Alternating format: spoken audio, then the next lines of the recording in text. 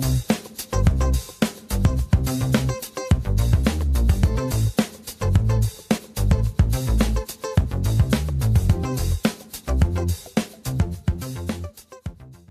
you. So good day, thank you for having me. Before I start, I will briefly introduce myself. I am a PhD student from Czech University. Currently I study at Faculty of Arts, but I'm also the member of MISTRA at ICSJ, where I work as a communication officer. Recently, I received a small doctorate degree at Faculty of Social Science, where I studied the program of International Area Studies.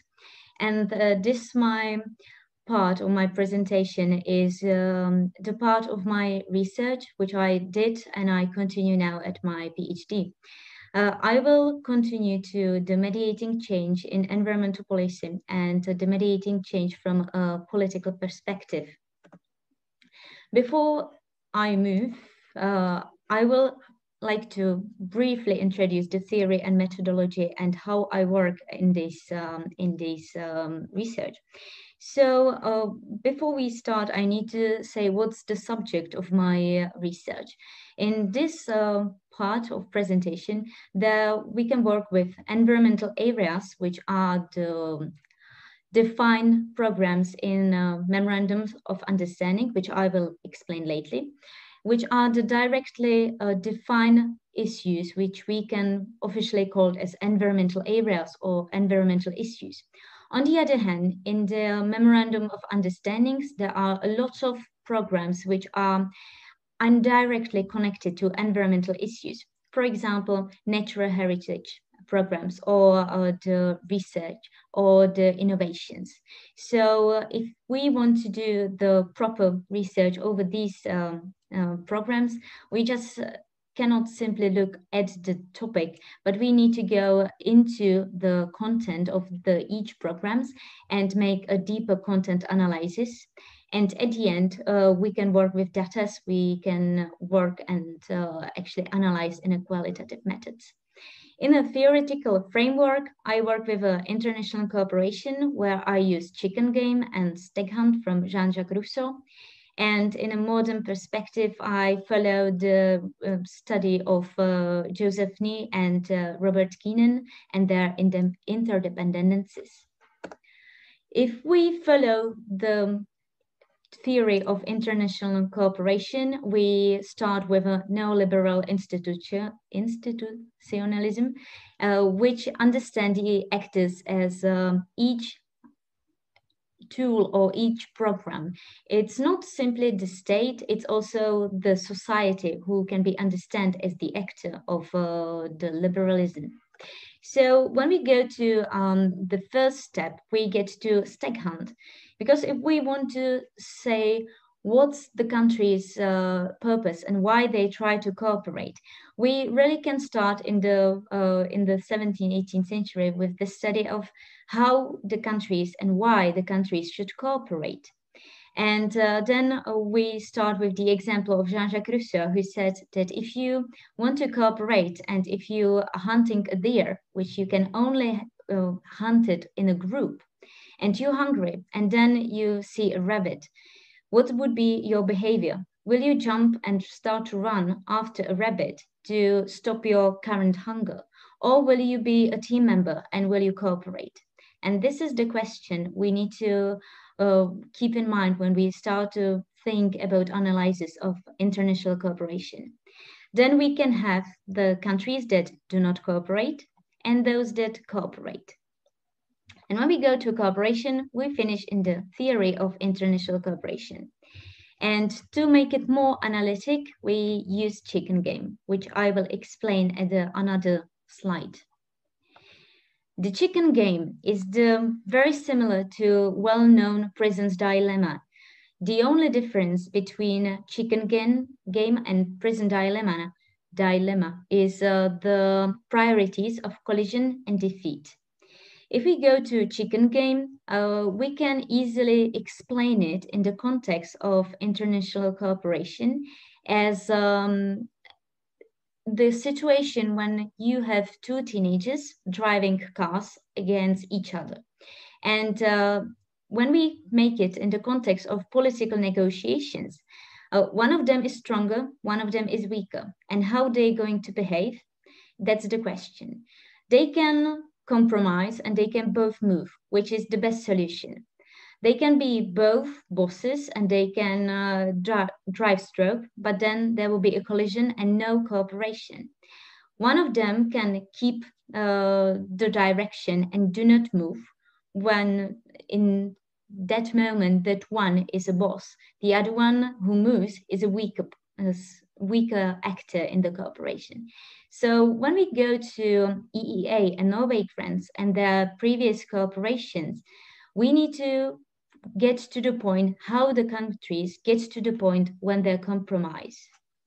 When they compromise, they go through negotiations, which are usually for months and months before, sometimes even the years, before the financial period started.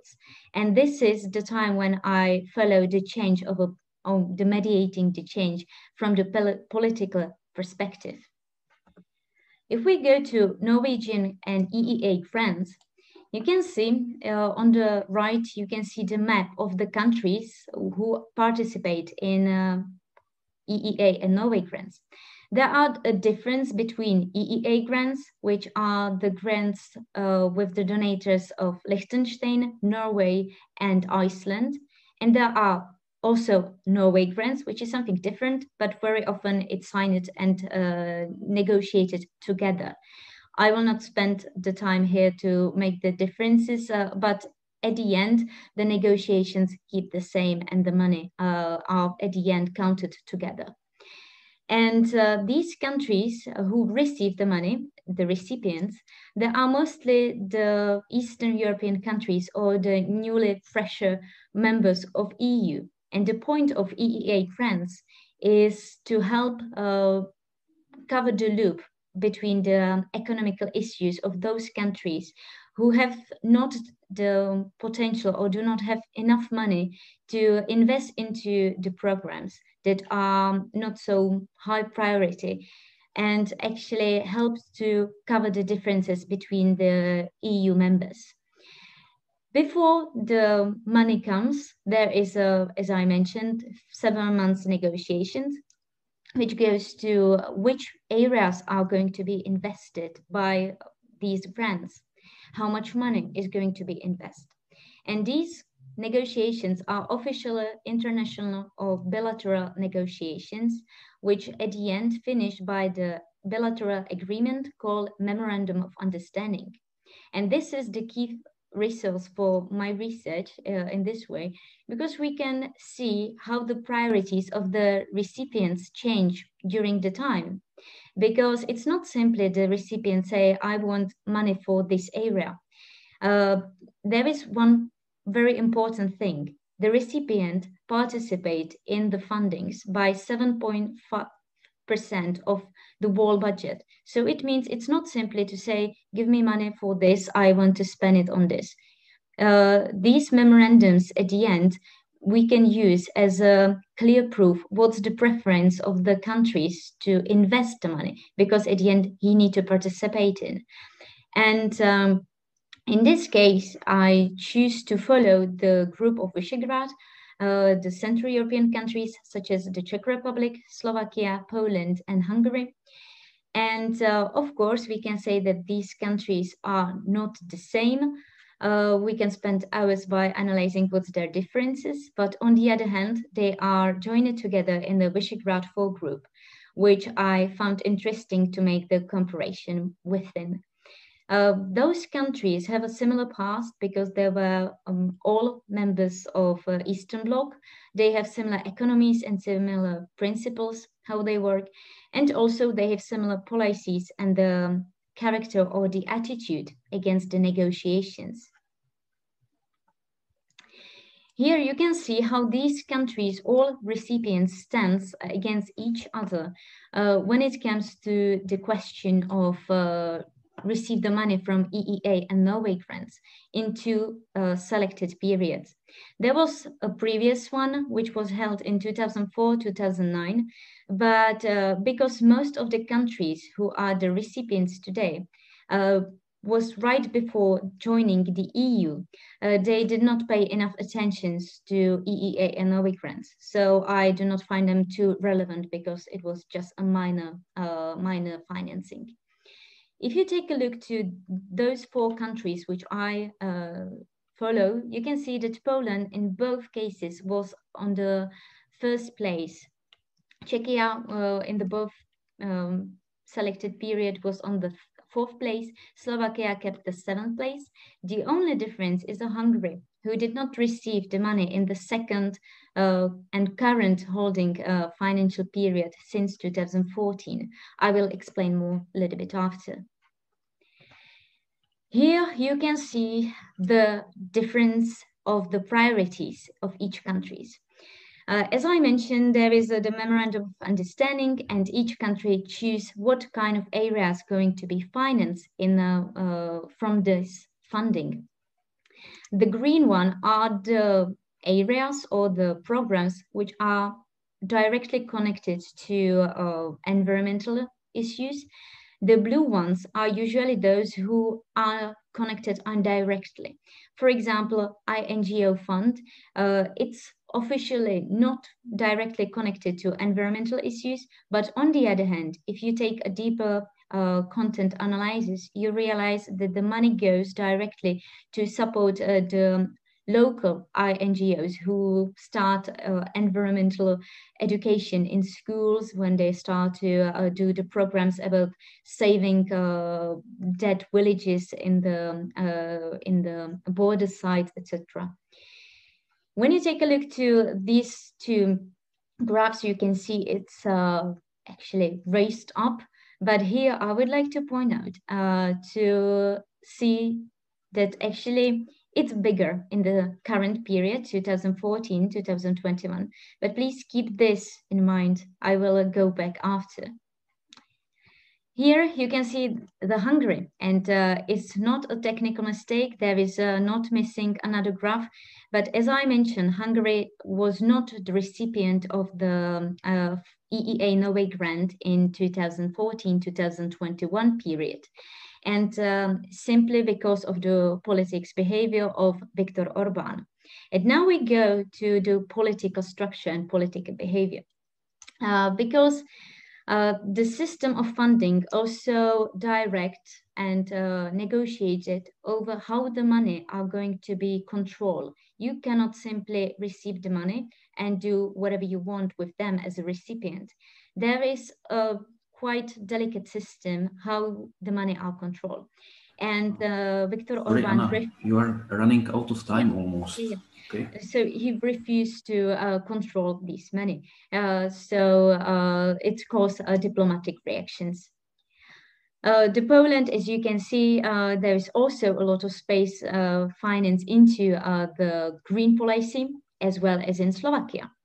But if you make the right comparison to the investments into the 2 selected periods, you can see it's not so optimistic, because the direct spending of environmental issue is decreasing. But why?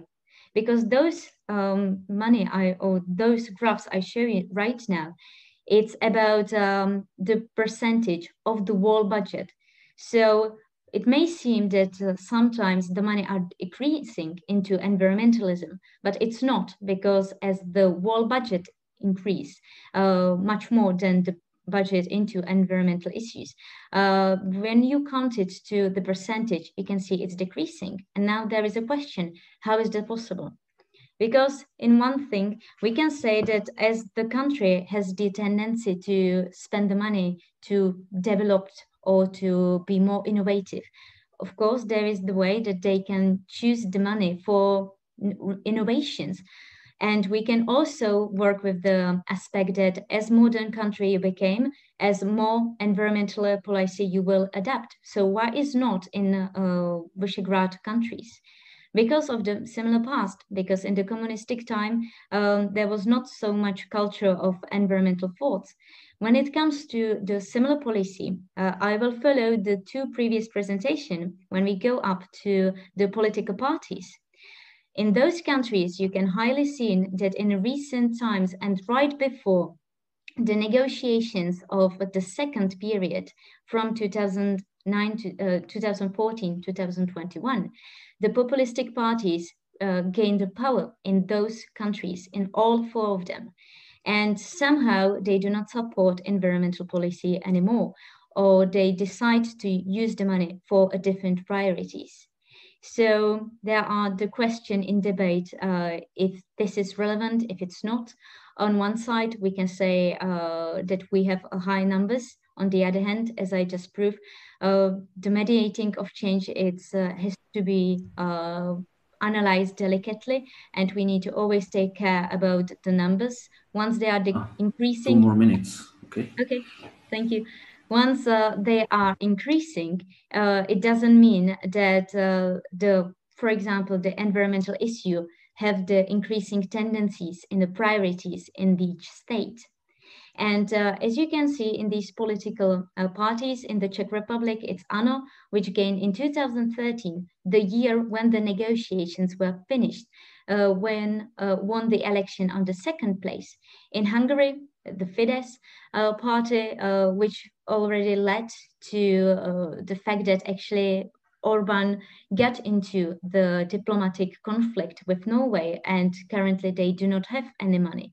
In the case of Poland, you can see that in 2011 to even 2007, there was also a lot of impact of Law and Justice party, which was the 2nd and currently the 1st place in the election. And in Slovakia, you have the political party Smer, which also do not support environmental issue that much, but simply because they have populistic rhetoric, they follow a different priorities. And that's all from me. I hope I kept my time.